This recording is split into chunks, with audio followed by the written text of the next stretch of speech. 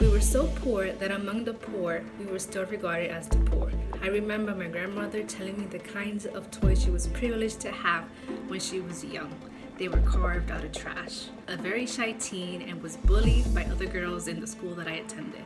I was bullied for having dark skin, and I was bullied for having curly hair, which they termed fake. Soon enough, I was also hanging out with teens that were bad for me, and cutting class because I didn't have that father figure to guide me. The journey of 1,000 miles begins with a step, and I'm grateful for every step of the way because it paved the way for me to give back. You do not get in life what you wish for. You get in life what you work for. Take it from an immigrant who has built 3 successful ventures with her family and aspires to build more. The only impossible journey is the one you never begin. We cannot change the inevitable. Life is what happens to us while we are living. What we make out of it is our attitude to its vicissitudes. Indeed, I am convinced that life is 10% what happens to me and 90% how I react to it. I once read a research that stated there are 5 powerful reasons why you should open a restaurant.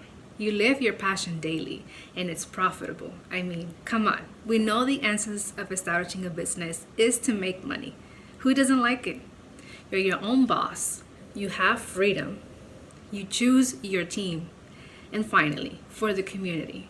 Every community deserves a safe and pleasant hub where people can meet and socialize. Hi, I'm Jhoanny. I'm an immigrant from the Dominican Republic. I teach immigrants the step-by-step formula to provide them the tools and resources to open their dream restaurant, no matter their background or economic status. This passion was born out of the desire for people to create generational wealth, security for their families, and local economic impact. 8 years ago, my mother and I brought a major dream to life. We built 3 7-figure restaurant businesses in New York City. We built each one from scratch. Eventually we were featured in the New York Times and New York Post, but all this didn't happen without a rough beginning, tears, and sweat. Before arriving to the US, I lived in a rural town called in Dominican Republic. I was born there. I was raised by 2 powerful women, my mother and my grandmother. My father remarried and has another family now. We were so poor that among the poor, we were still regarded as the poor. I remember my grandmother telling me the kinds of toys she was privileged to have when she was young. They were carved out of trash. My favorite of her poverty story has to be her taking leftover mango seeds and drawing eyes, a nose, and a mouth to them. At least she was creative with poverty. My mother and grandmother made the sacrifice and migrated to the US in a bid to provide a better life for me and my brother without me. Our over-limited finances won't avail them the opportunity to take me along later on, where 7 of us would later live in a 1-bedroom apartment in the Bronx Grand Concourse. Yes, I'm like Jenny from the Block or Cardi B. Okay? My mom's first workplace was very abusive, but she would later go on back to school and become a cashier at the same time, working for 20 years. My grandmother worked long hours in a factory where she did not understand the language. And all this was in a bid to keep our heads above water. My brother and I eventually had to return to the Dominican Republic to finish up school when finances were too tight in the US. This was another trying time for me as I was a very shy teen and was bullied by other girls in the school that I attended. I was bullied for having dark skin, and I was bullied for having curly hair, which they termed fake. Soon enough, I was also hanging out with teens that were bad for me and cutting class because I didn't have that father figure to guide me. Eventually, I returned to the US and I got into college. College was another trying time for me. I graduated in more years than required, and then I had to drop out due to finances. I was later on working full-time in a McDonald's, and then I returned to take night classes in college. During this time was when my mother brought the idea of buying a McDonald's franchise. But we got the shock of our lives. To buy a McDonald's franchise, not only did you have to have $500,000, but you also had to have an existing business and run it for 2 years. After the disappointment, what do? Yep, we opened our own restaurant. I can tell you though, it was not easy in any way. Along with our first restaurant came a lot of responsibilities and challenges. We had to place our childhood home back in the DR as a guarantor to raise money. We tried to buy a local bar in Uptown Manhattan, but the owner pulled out at the last minute, leaving us with no option but to look for another space and renovate it into a restaurant. We spent $200,000 fitting in kitchen equipment. Our floor of the kitchen collapsed and we had to source $30,000 to fix that. A neighbor complained upstairs of the normal level music and we had to source $20,000 in redoing the ceiling with noise level reduction material.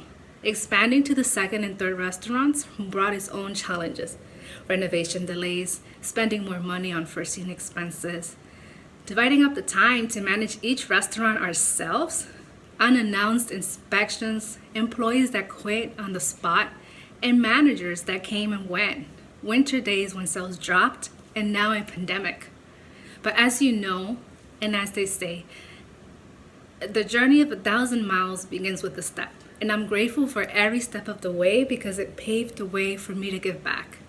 Today, I also now help immigrants and women of color on how to be more entrepreneur in the business of building restaurants. Currently, I am working in partnership with a woman in South Africa who is getting set to owning her own first restaurant. What can I say? We are global now. It is my utmost belief that when you achieve a feat, show the workings. Teach others the formulas to be great and possibly be better than you if they have the will and power to do so. I once worked with the New York City Immigrant Affairs where it is said that where you are born doesn't matter. When you are here, you are a New Yorker. I want to say that this doesn't only apply to us, to New Yorkers, but to everyone. Your place of birth or circumstances should never define you. I am a living example, and there are many more people out there. From a modest background in Austria, Arnold Schwarzenegger migrated to the US at age 21, speaking little English. He became the governor of California at age 56. Who knows, I might just run for office in New York City someday. Like I said in my opening speech, life is what happens while we are living. What we make out of it is our attitude to its vicissitudes. Truly, I am convinced that life is 10% what happens to me and 90% how I react to it. For my family, me being in the restaurant industry and reaching success is what everyone sees. But many are oblivious to how hard and different it is on the inside. It is not luck, I assure you. It is hard work. It is a lot of sweat to operate one restaurant. Imagine now consider creating and managing 2 more. For us especially, for my mother and my stepfather, it is like putting out fire on a daily basis and multiplying that times 3. If there's anything I have learned in life is this: never ever give up. It does not matter how slowly you go, keep going. There's no failure except in no longer trying. My mother and grandmother tried and passed their wealth of experience to me in the midst of suffering. And I took this and I built generational wealth with my family, wealth that will be further passed down. But why stop there? I thought, why not help others get there too? That is how I began my journey of becoming a restaurant business strategist. You too can beat the odds. Anyone can. Your dreams are valid no matter where you come from or what you've been through. Take each challenge and build on it. If you're already going through pain, keep going. Soon, earlier than you think, you too will be telling your story. The story of how you persevered and you established a venture. You do not get in life what you wish for. You get in life what you work for. Take it from an immigrant who has built 3 successful ventures with her family and aspires to build more. The only impossible journey is the one you never begin. Thank you. Tell us what you think about this video and don't forget to like, share and subscribe.